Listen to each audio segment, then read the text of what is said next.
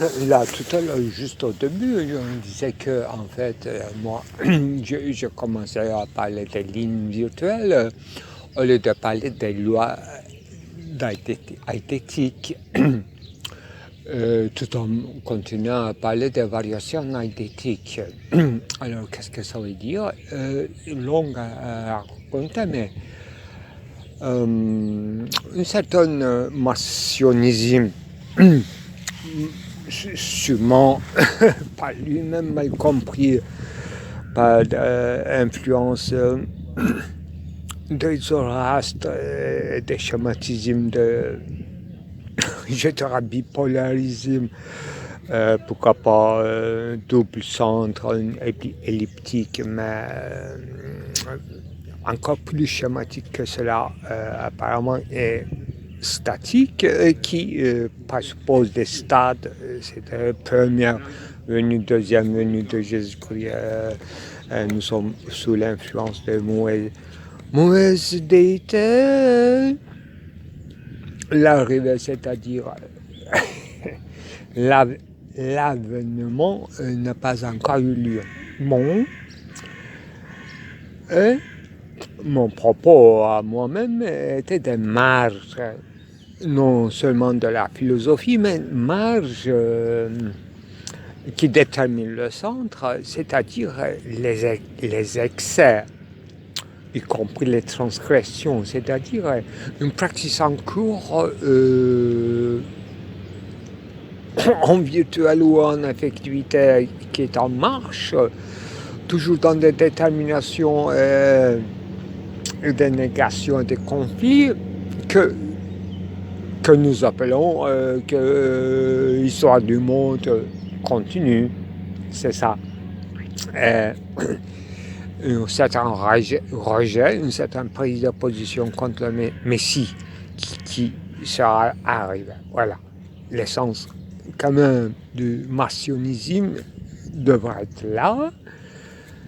Un attardement, un laisser-temps, laisser être.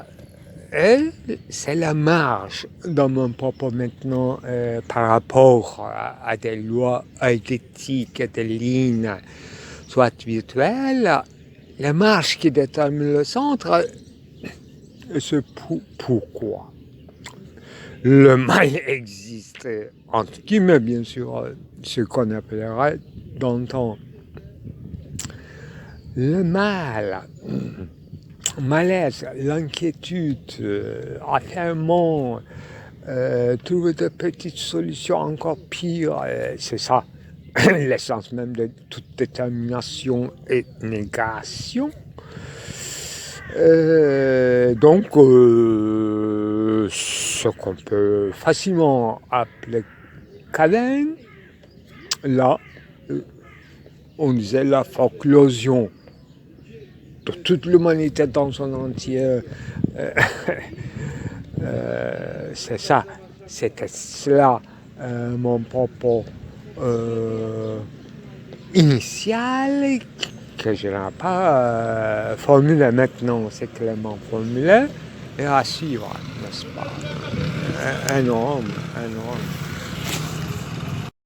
Si la vérité était d'une toute haute ordre,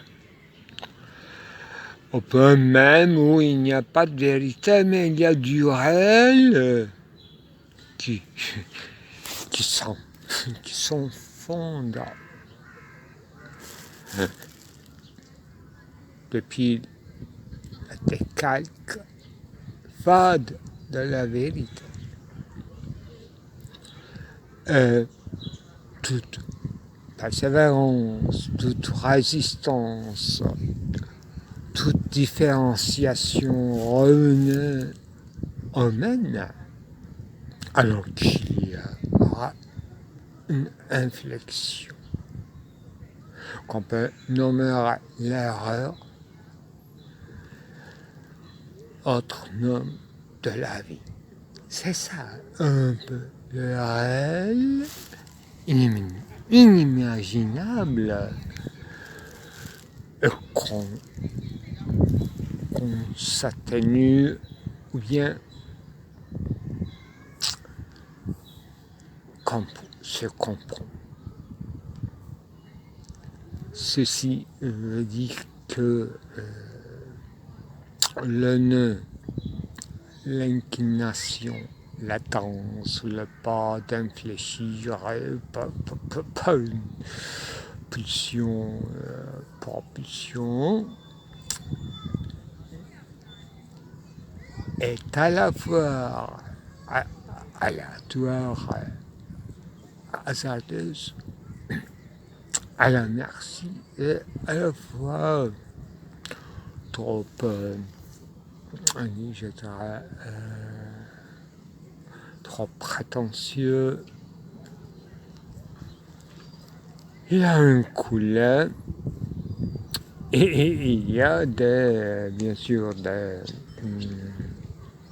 streams, non pas des vagues qui se divaguent,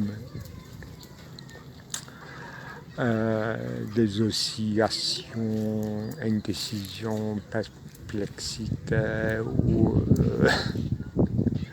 le pire des libérations des façades. Et le cours toujours en dessous de toute lumière visible, la couleur, le flux ininterrompu et qui n'a pas de sens ni unidirectionnalité. Dans la fin peut être la déchéance ou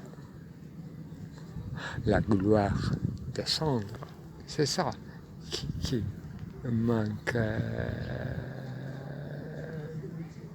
non pas dans ma poésie à moi, mais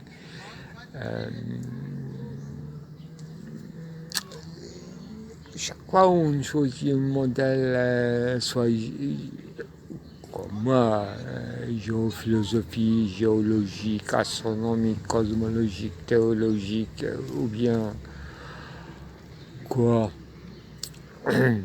les théories à notre disposition. Là, on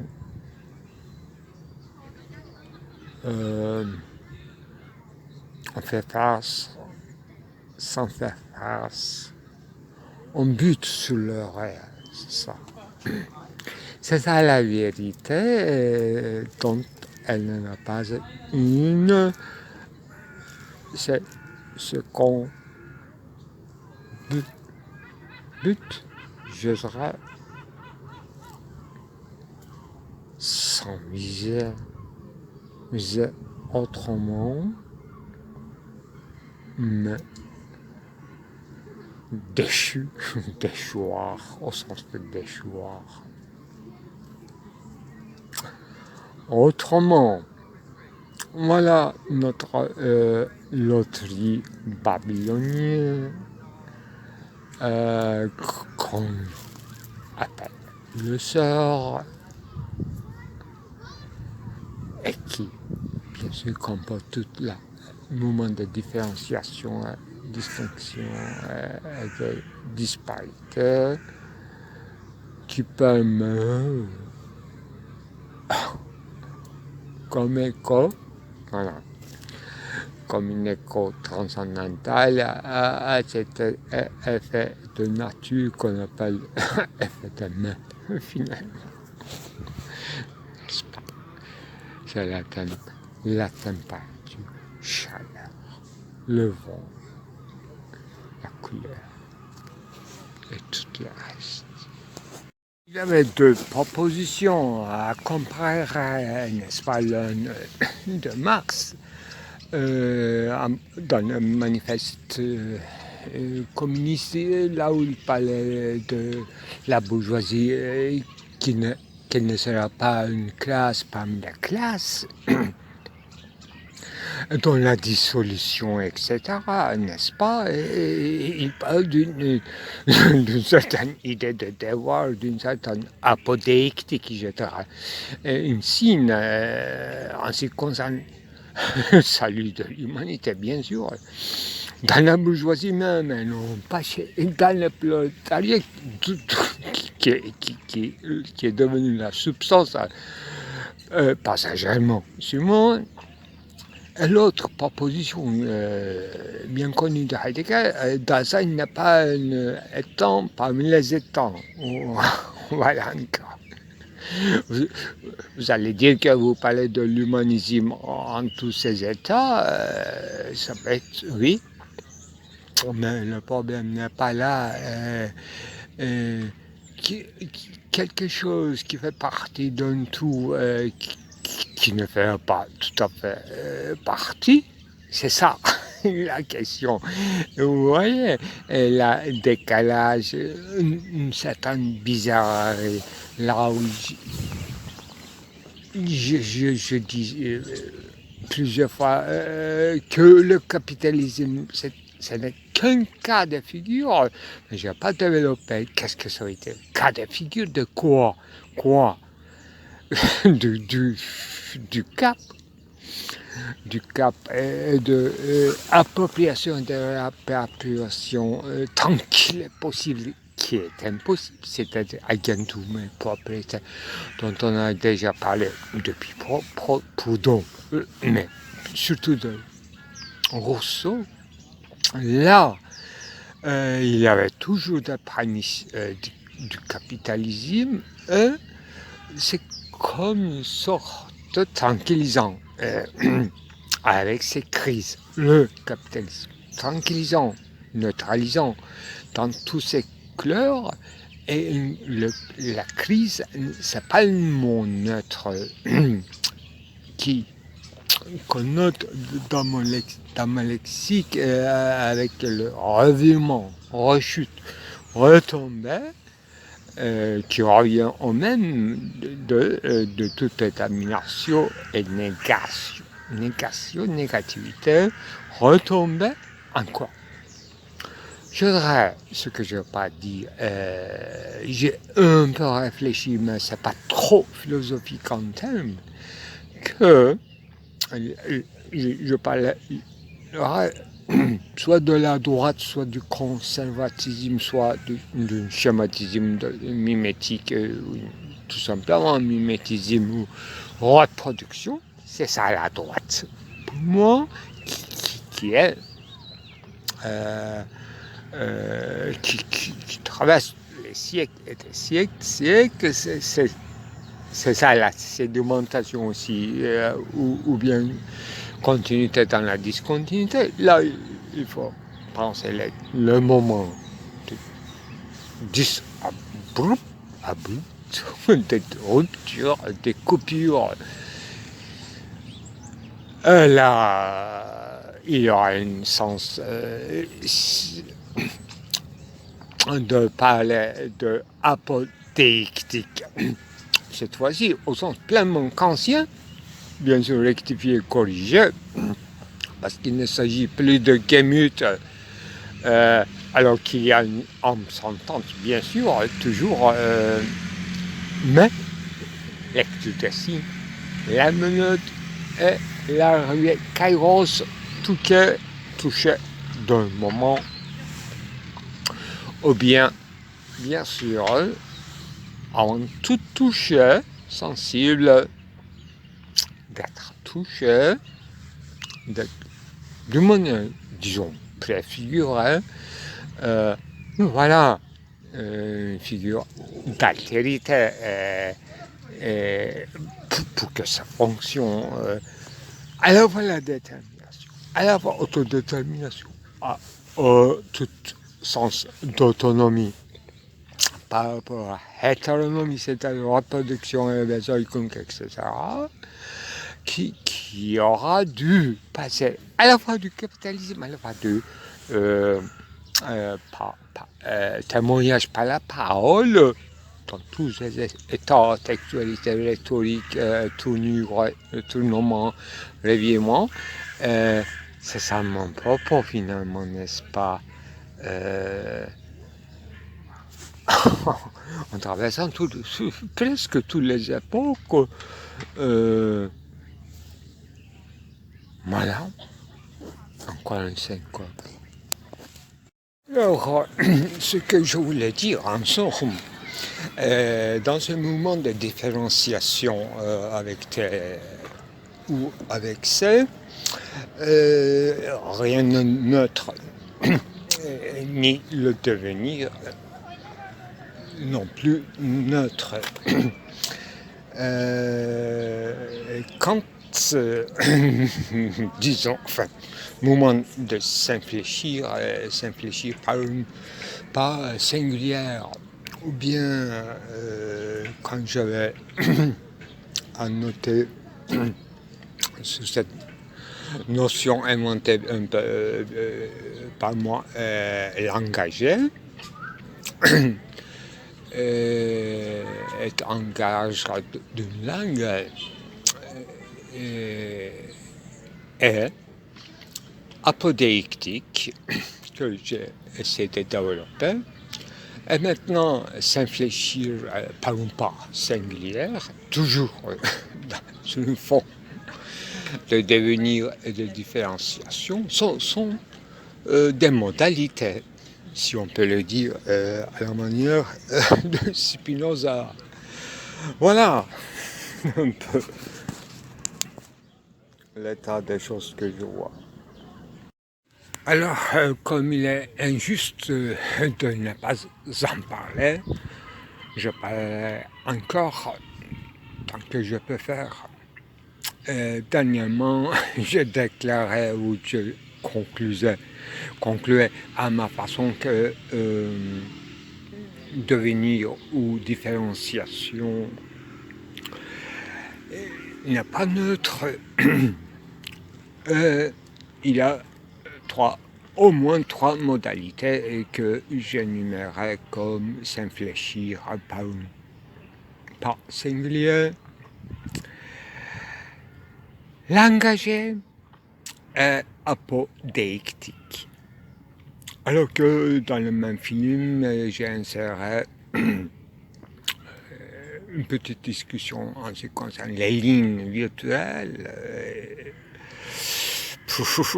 Pour un rayon de lumière, pour qu'un rayon de lumière se réfléchit ou s'infléchit, alors il faut des lignes. Donc c'est plus important que des lois eidétiques. Ça, j'ai noté en passant comme promesse. Mais c'est pas contradictoire. Alors, j'ai conclu tout à l'heure que, disons, les lois de gravitation, les lois de la nature, les lois d'attraction, repulsion,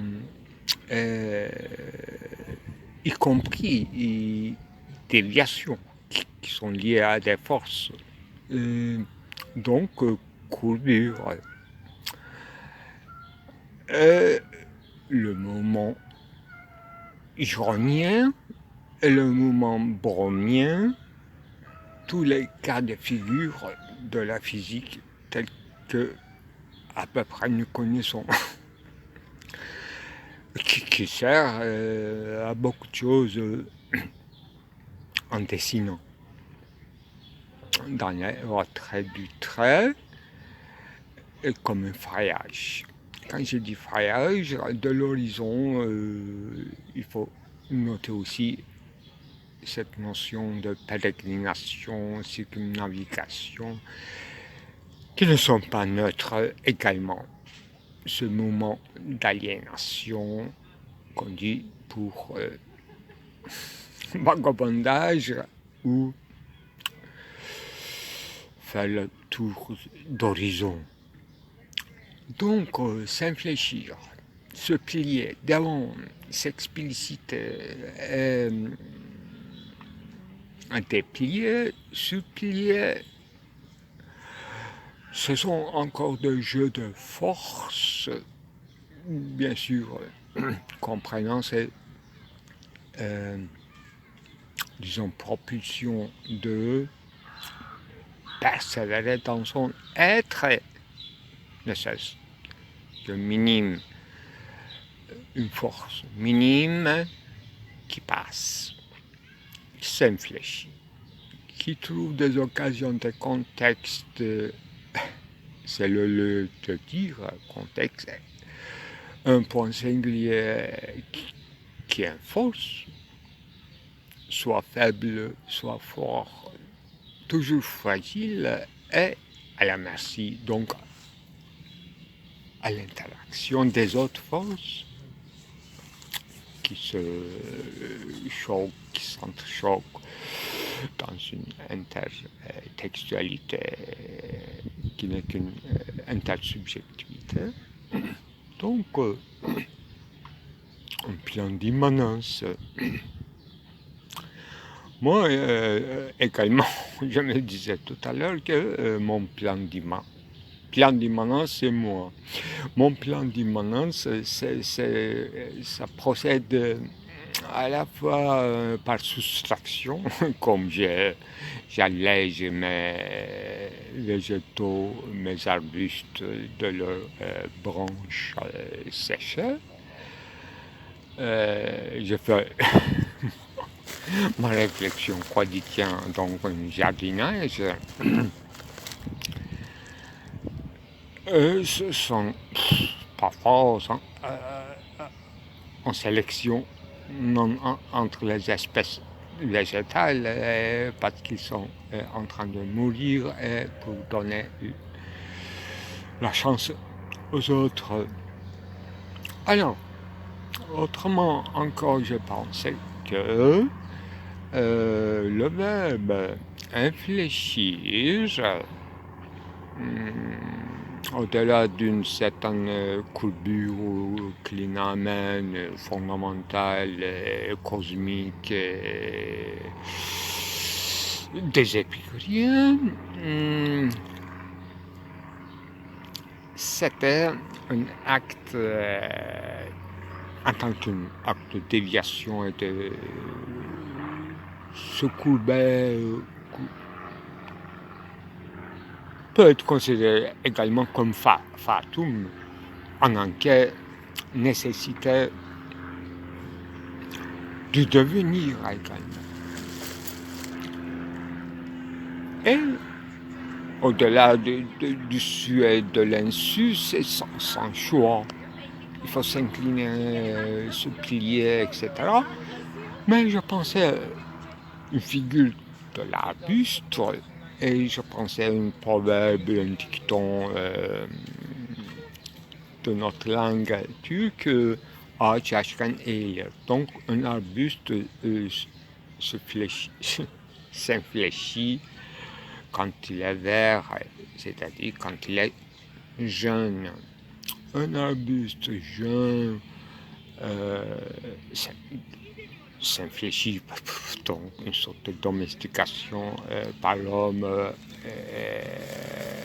pour en obtenir une espèce plus fructifiante, etc. Donc un contexte, un plan d'immanence, un point de caption, une présence, si éphémère qui soit possible, qui soit en train de passer, qui laisserait sa place à un autre point de capture, etc. Donc, d'où vient d'ailleurs mon concept langagé,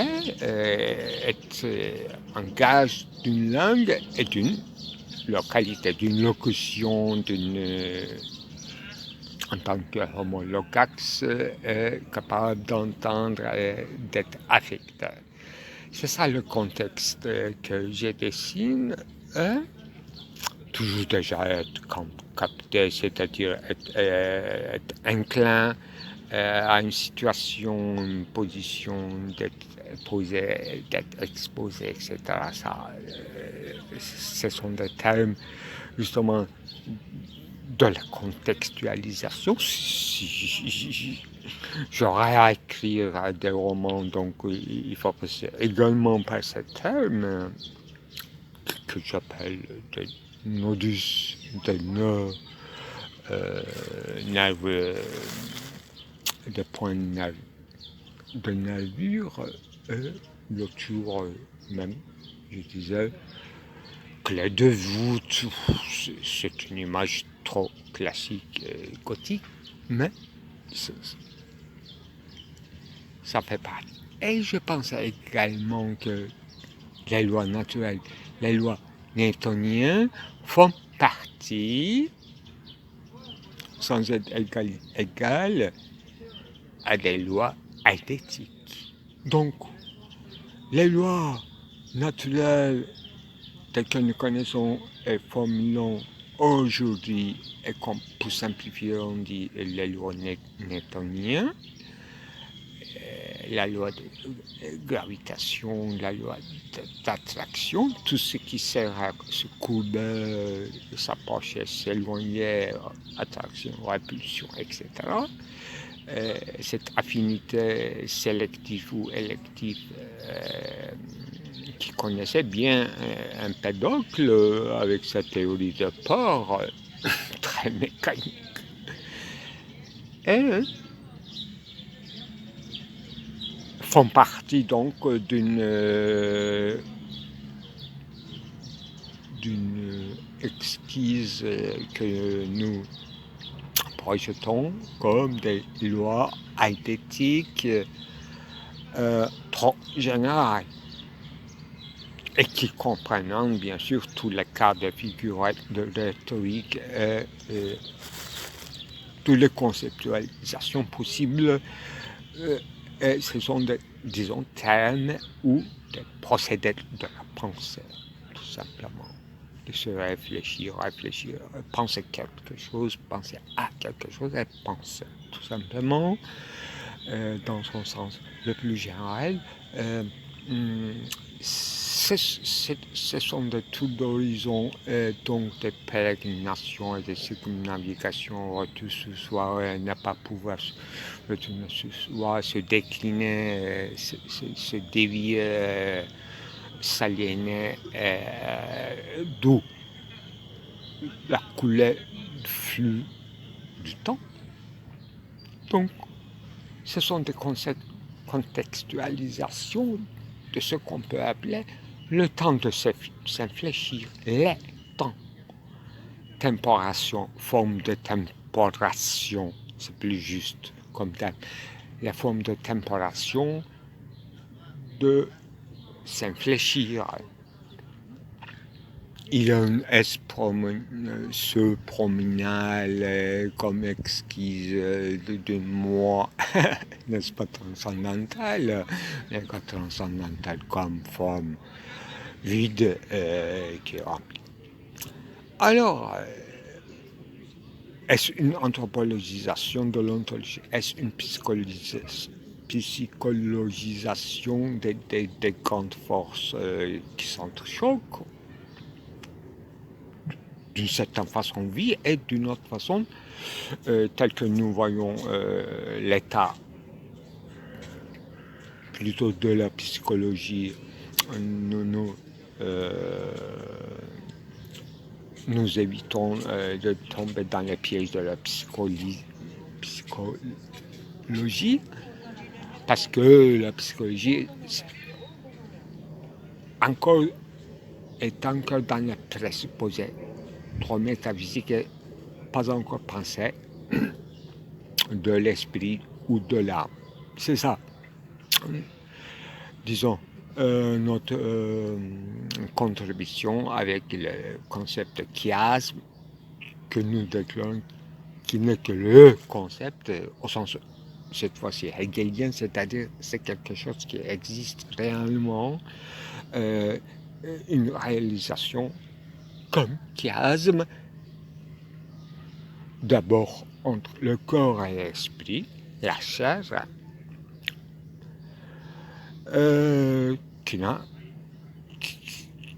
qu'on ne peut pas réduire à la psychologie telle que nous connaissons, mais qui rend compte de bien sûr, d'appareils psychiques et de corps qui s'infléchit. Je répète donc cette image de notre dicton. L'arbuste s'infléchit quand il est vert, qui est une métaphore insistante pour expliquer de manière traditionnelle ce qu'on doit comprendre de l'éducation. C'est ça, éducation, pilier sur pilier, se former dans un contexte intersubjectif, y compris domestication, disons, des plantes. C'est ça l'image dominante, agriculture. Elles n'ont pas la chasse, elles n'ont pas la flèche, elles n'ont pas le visé qu'on dévie, qu'on devrait calculer pour corriger l'angle de déviation. C'est encore optique, c'est encore physique, c'est encore les lois newtoniennes de mouvement. Tous ces jours, dans ces lois qu'on appelle eidétiques et dont les lignes virtuelles sont des figurations abstraites encore. Ce que je voulais dire, c'est en somme cela. Là où le sens débordement de sens, au sens de l'humanité, dans un mouvement d'imagination qui fait des efforts pour être ou bien assujettissement, ou bien sujet redoublé face à soi pour le vaincre, et sujet enfin dédoublé qui n'arrive pas à atteindre sa queue et qui s'en prend à l'adversaire pour se construire en tant que sujet. C'est ça le drame humain qu'on appelle, bien sûr, au sens très large de l'oikos, le politique, bien sûr. Non pas être ensemble, impossible, mais dans cette multiplicité éparse, ramassée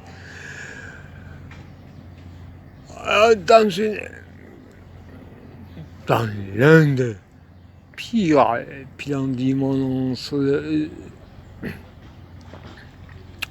dans la nappe historique s'enfuit est toujours présent, citationnable, si je peux le dire ainsi, mais dans une fausse, dans un faux mouvement qui laisse comme trace ou comme apparence, non, même pas déchiffré, mais comme secret polichinelle. Voilà un autre mot autant important que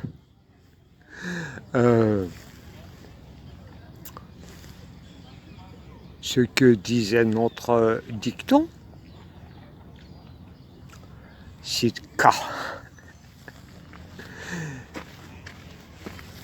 polichinelle, donc un jeu d'Alequin dans le théâtre, drama, où toute tragédie est escamotée. C'est ça notre immense dilué dans les différences des moments squelettiques qu'on nommerait d'antan des schèmes, mais ce ne sont que des ombres de caricaturales dépassées encore, dépassées. Comme exemple, la poésie de divan et n'importe quoi. Il y a bien sûr des antécédents qui se renouent dans cette imagerie de justice qui n'est que la loi de Talion et en plus assumée, même pas critiquée et toujours lancée par quelques dictons rhétoriques, donc véritablement sédimentation d'une culture. Par malveillance utilisée par des abus, c'est ça. Retournement ou détournement, même pas détournement, tout en restant dans une ère de véracité fallacieuse, dans une pire de retour, même pas à son contraire, à son soi divisé, dédoublé, qui essaie de se sauver par ce dédoublement qui se redouble.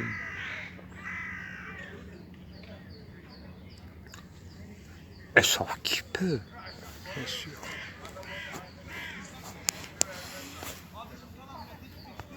Alors, où étions-nous en resté dans le retournement des contraires.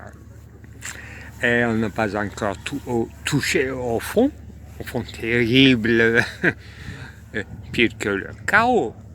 C'est-à-dire de devenir véritablement, mais à son insu, son contraire. C'est-à-dire comme une écho bizarre, retourner à son contraire, à son adversaire. Non pas avec le même principe d'argumentation, c'est le cas, garder la forme typos, n'est-ce pas, qui nous permettrait quand même, dans cette nécessité autre, qui est encore de l'autre en enquête terrible, et qui touche à la fois Anaximandre et Héraclite, et dans ce fond de choses, et comme j'ai commencé sans une citation, au moins comme insipide, mais c'est un ottoman. Racine cite après la grande quand enfin un moment il jetterait destitution du pouvoir de notre maire d'Istanbul, président de la République, a fait plusieurs gaffes et tout d'abord, j'ai écrit et j'ai lu en écrit son discours qui était intitulé, c'est pas le titre officiel, mais par un journal qu'on appelle Hürriyet,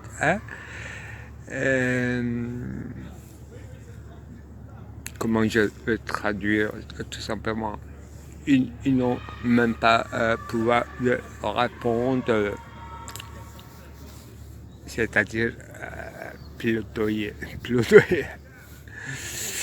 innocent ou s'innocentait devant les juges et il, ce sera la part.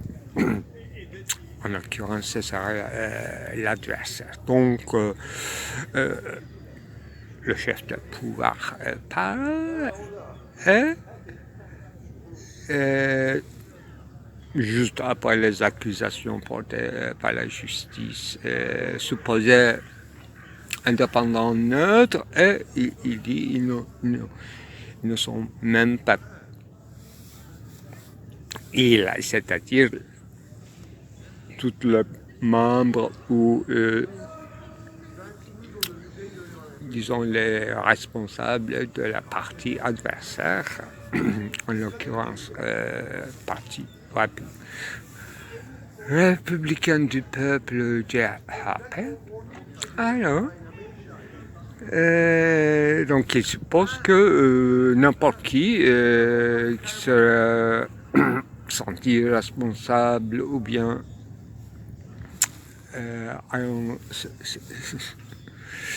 ce pouvoir de répondre pourrait répondre tout de suite à des accusations de la justice et il n'y a pas encore un tribunal restitué, même donc c'est une affaire récente. Donc alors bon, c'est une manœuvre politique et portée à la justice. Bien. Sur laquelle on ne peut pas énoncer, comme dit l'autre porte-parole de la partie, disons, en pouvoir et qui est intéressé. Bon. Retournement, au contraire, à plusieurs facettes et dans ce discours donc présidentiel, ce qui m'a attiré l'attention, c'était une citation qui est demi-cite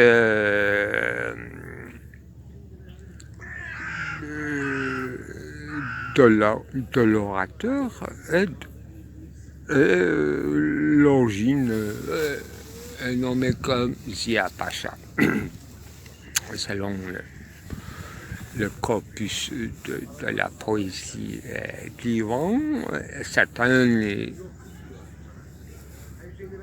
supposent que ce vers, devenu une sorte de dicton,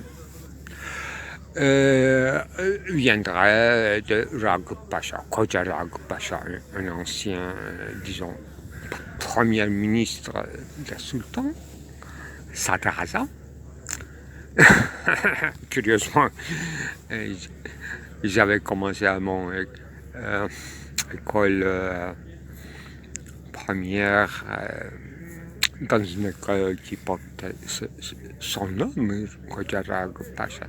Bon, le vers en question concerne les Kuptis, les Coptes. Les Coptes, ici on traduit facilement comme gitans. Les Romains, et non pas seulement les Coptes égyptiens, alors Kuptis, le mot. Mère des Kuptis, Sejaati, Sejaat Arzaid kan mère des Kuptis, c'est Catherine Seuler. Voilà, à peu près. En ancien ottoman, le vers approximatif, donc comment traduire d'abord en français le plus courageux de gitans, petit, merde, courageux, quand il se vante devant l'adversaire ou bien devant n'importe quelle assemblée, quand il se défendait en parole, sans s'apercevoir lui-même, il fait des aveux concernant ces délits circa une seule. Donc, sans s'apercevoir, dire la vérité qui concerne soi-même, c'est ça le sujet. C'est pas encore le contenu de retournement, au contraire. Alors, voilà, un verre intelligent qui a une grande, sûrement une antériorité, une postériorité que nous connaissons, nous les modernes, sous le nom de lapsus. Donc, un gitan, dans sa défense, dans son apologie, fait un lapsus et c'est l'aveu de son délit, l'aveu du délit, notre sujet. Et apparemment, indépendamment d'usage de ce vers, de ce dicton, Merdi Kıpti Seccad arz ederken şirkatini söyler. Donc, c'est un cas plus ou moins élégamment énoncé au XIXe siècle par Ziya Pacha et antérieurement par Koca Ragıp Pacha, etc., qui est devenu une tournure de phrase, un dicton qui est utilisé dans le domaine politique, donc dans les affaires intersubjectives et conflictuelles. C'est ça, conflit, contraire, adversaire, et question d'aveu détecté par quelqu'un, mais c'est pas encore le lapsus inconscient qui est logé dans le langage, mais c'est déjà cela dont il s'agit, un cas de lapsus énoncé, prononcé formellement et sur une peuplade qu'on appelle copte, copti ou compris immédiatement dans notre, disons, koiné, et dans notre lieu commun, langagier comme copti égale à gitan. Gitan qui est présupposé comme le Kyrgyz, les gens qui volent sans aucune souciance. Voilà le cas de vol porté à la justice ou détournement de l'argent ou je ne sais quoi, qui concerne bien sûr plusieurs adversaires, et l'adversaire, je dirais, est devenu diabolisé, etc. Donc, il y a une suite de l'affaire qui touche immédiatement au vol, oui, tout certain. En apparence au vol, donc de l'argent ou de ressources publiques, et d'autre part l'ennemi pire, qu'il faut nommer simplement dans notre contexte, dans notre lieu commun, les cultes. Donc les cultes sera embouché par certaines compagnies liées à la mairie d'Istanbul. Donc c'est ça le vif du sujet. Et le vol, bien sûr, c'est pas encore élucidé. Il y a un autre versant de la chose concernant destitué non pas de pouvoir, mais de son carrière académique, donc remise en question de son diplôme. Donc l'université décide immédiatement sur un sujet assez compliqué qu'il faut revenir, qui concerne une université en Chypre qui s'appelle Yeni American University, un certain collège au niveau universitaire académique n'est pas reconnu par Ankara à l'époque et il y a un bizarre escamotage et la personne intéressée, donc le maire d'Istanbul, il a fait un changement de lieu d'études et il a déclaré qu'il n'était pas, qu'il était de l'université de la Méditerranée de l'Est, quelque chose comme ça, d'où Athens University, etc.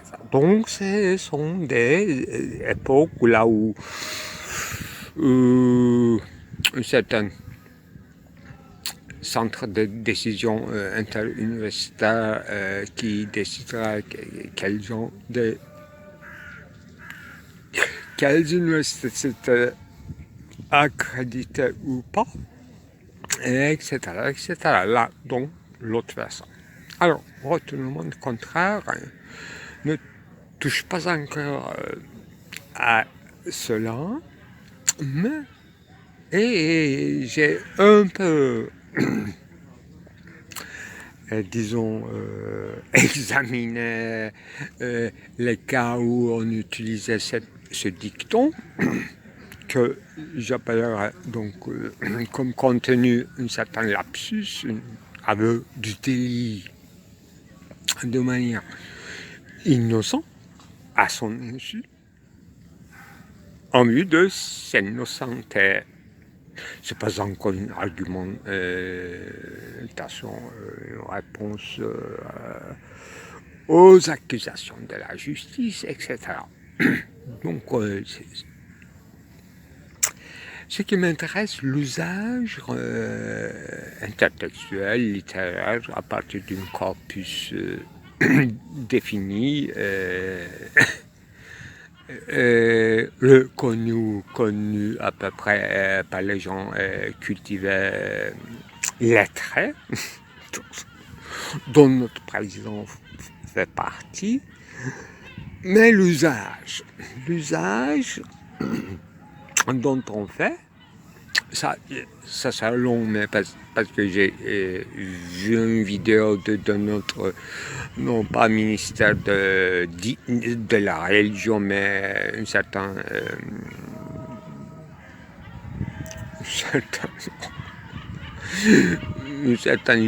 disons, substitut de l'ancien, l'instance religieuse qu'on appelle Cheikh l'Islam, c'est-à-dire un peu homonyme ou homologue plutôt de pape, de catholicisme. Et cette institution politique, cette institution publique qui s'occupe des affaires religieuses, donc uniquement de l'islam, dans notre pays laïque, souvent c'est bien sûr par nos impôts. Et j'ai vu quelques vidéos qui utilisaient ce genre, enfin qui n'a pas utilisé, mais qui faisaient le cas de ce genre des interprétations, etc. Ça, j'entrerai pas dans les détails, mais donc c'est une figure rhétorique qu'on utilise dans le domaine où, même si on faisait des propagandes publiques, souvent c'est donc par les impôts d'une république laïque, etc. Disons que ça peut se marcher au sens où il y en a besoin, non pas pour contrôler la religion, mais effectivement pour actualiser les choses, etc. Donc, etc. Donc sur cette vidéo, il y a un certain académicien apparemment qui a fait justement une très brève interprétation en usant tout simplement ce dicton en question. Je le répète troisième fois, Meldi Kupti Secat arz eylerken şirketin söyler. C'est-à-dire que cette institution, en critiquant un cas qui intéresse tout le monde dans la vie privée, dans la famille, dans la relation entre femmes et femmes, de mari et la femme, etc. Là, en montrant dans la vidéo une femme qui sert à son mari, mais son mari ne s'intéresse qu'à son portable, elle ne regarde même pas au visage de sa femme qui apporte du thé, ensuite des madeleines bien cuits, etc. Le mari les mange sans regarder ni remercier à sa femme, etc. etc. Une femme bien éduquée dans un appartement bourgeois, etc. Là, c'était une critique de manière de faire son propagande ou critique ou je ne sais quoi, alerte concernant les dangers de la vie moderne, avec les télétechnologies, dont l'exemple est portable comme sensible dans cette vidéo, etc.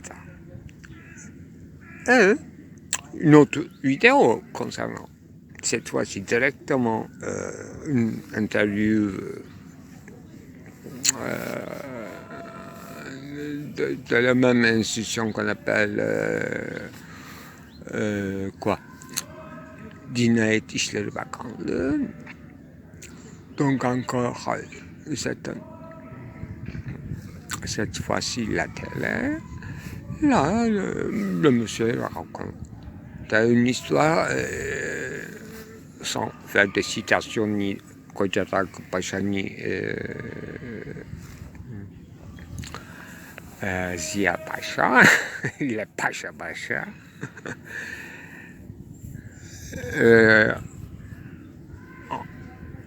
En descendant jusqu'à le moment de Selçukide, là où il y avait les croisades, une certaine prendre en siège d'une citadelle, par exemple Selçukide, et là il y avait un certain pasteur de brebis, donc un homme un culte, cette fois-ci on nomme pas le mot copte, mais on dit simple pasteur. Donc c'est pas citadin qui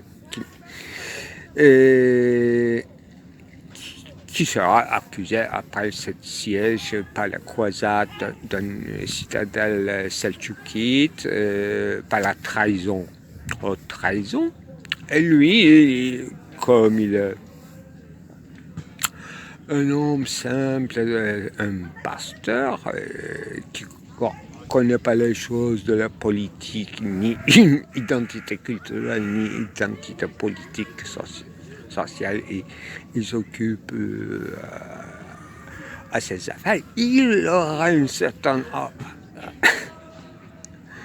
affinité dans son petit passé avec certains sergents de croisade, et qu'il aura bien accueilli comme hôte dans leur table, et avoir mangé de leur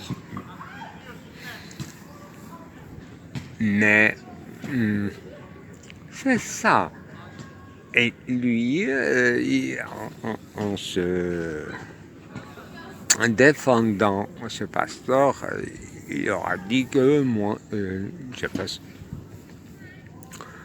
fait cette, non pas trahison, mais donner des informations concernant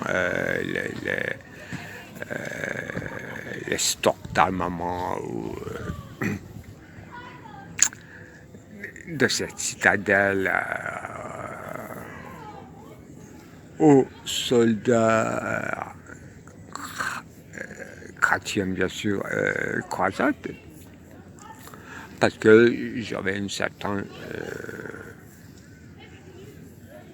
dette à payer, parce qu'il m'avait donné à manger, j'étais familiarisé avec eux, etc., etc. Là, on cite cela comme un cas d'imbécilité. Donc, petit, gitan, pasteur, sémantiquement dans la même lignée, haute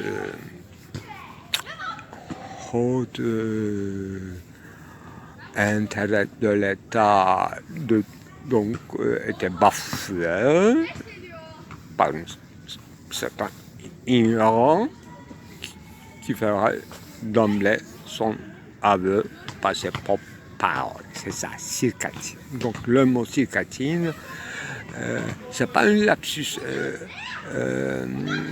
au sens moderne, mais lié, interprété comme lié uniquement à une certaine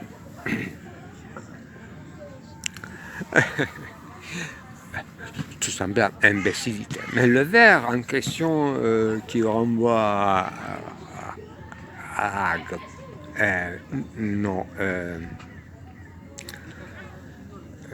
Zia Pacha dit que il y a des gens qui croient que les autres sont imbéciles et ils essayent de se défendre en disant, en avouant leur propre crime. Donc, c'est pas tout à fait un cas d'imbécilité, mais une stratagème bien réfléchie. Donc, c'est pas un lapsus au sens moderne, freudien. Mais pourquoi on donne l'exemple de copte gitan, qui n'a pas une stratagème quand même, qui est un homme commun. Donc, le parti, l'adversaire non plus, c'est pas un imbécile, ni une copte, ni... voilà. Donc, l'usage dont on fait comme manque de cet acte politique, c'est bien, c'est une rhétorique, mais dans le même texte, il y a des autres choses, il y a des avertissements contre l'adversaire qui ne contient absolument pas ni le contenu de porter plainte, ni du cas du vol, ni directement, ni le cas de diplôme. Donc l'affaire est autre chose. Le sens est ailleurs. Et pourquoi il parle, il fait un aveu officiellement qu'ils étaient contactés avec la partie, non pas l'adversaire au sens horizontal, mais je dirais vertical, donc le pire des rejetés et accusés, bien enfermés. Il s'agit d'un chef de insurrection. Et après, c'est pour parler avec un condamné, donc retenu, détenu par le pouvoir depuis très longtemps, et tout en étant enfermé, il serait capable de faire une déclaration, un appel que le président de la République souligne qu'il faut obéir. C'est-à-dire, non pas seulement cesser de feu, mais de désarmement total et dissolution. Une appel de dissolution de son organisation, malfaisance. Très bien. Donc, le contenu. On a touché le contenu secret, véritable, rassurant, incendie des choses qu'on peut, comme dans le cas du texte, nommer d'une façon ou d'une autre, et il faut renouveler l'appel d'une terroriste détenu sous la bouche du président de la République. Alors, Circatine, donc c'est pas un cas inconscient de la lapsus, mais une stratégie bizarre de retournement contraire que le président de la République qui a combattu contre ce terrorisme, dont le chef est détenu et qui peut parler, qui peut faire des appels que le président soutient et conseille à son adversaire latéral, disons horizontal, d'obéir. Voilà, c'est-à-dire tout le monde contraire à mon interprétation. C'est pas peut-être la meilleure interprétation, mais il y a une différence entre quand même le concept de lapsus inconscient et une certaine aveu, pas une certaine bête justement de rhétorique et dire, c'est-à-dire circatine, dire circatine. Et dans ce texte, je suppose qu'il n'a pas écrit par lui-même, mais qui sera sûrement lu et corrigé, mais une stratagème de plus qui est un exemple, pas le plus terrible, mais assez significatif de Meldi Kuptir, Sejad Azel-Arkan, c'est-à-dire quand il se défendait ou bien qu'il présentait ses argumentations, et il peut tenir le lieu le pire qu'il évitait et rejetait, en l'occurrence, l'ayant déjà détenu sous sa main et ayant ce pouvoir de faire pareil. Donc,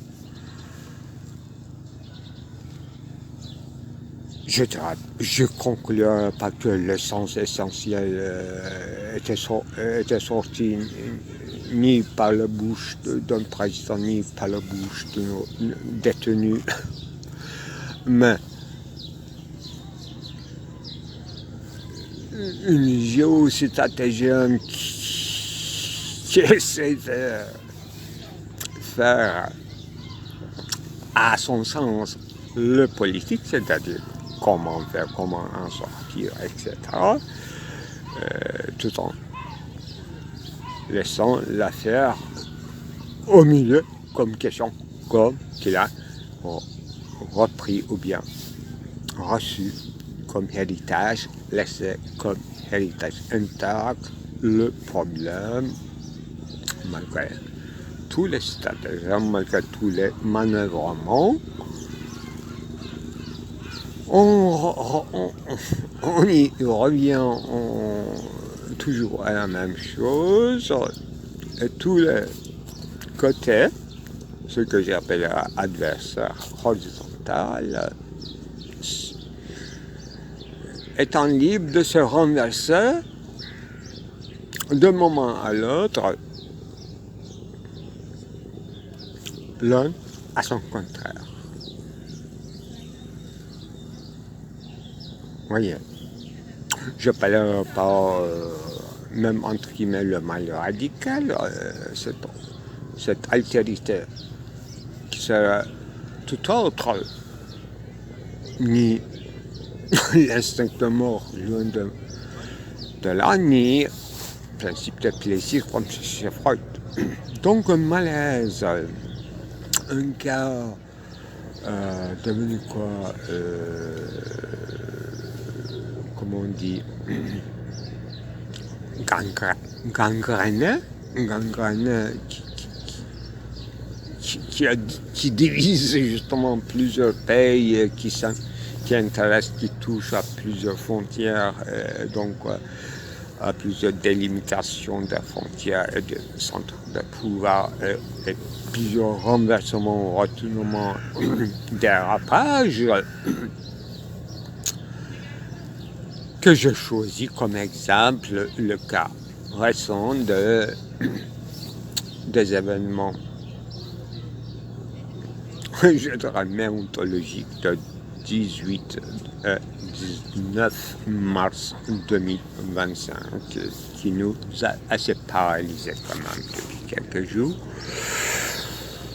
D'abord mon discours, et puis l'économie, finance, l'avenir, vision,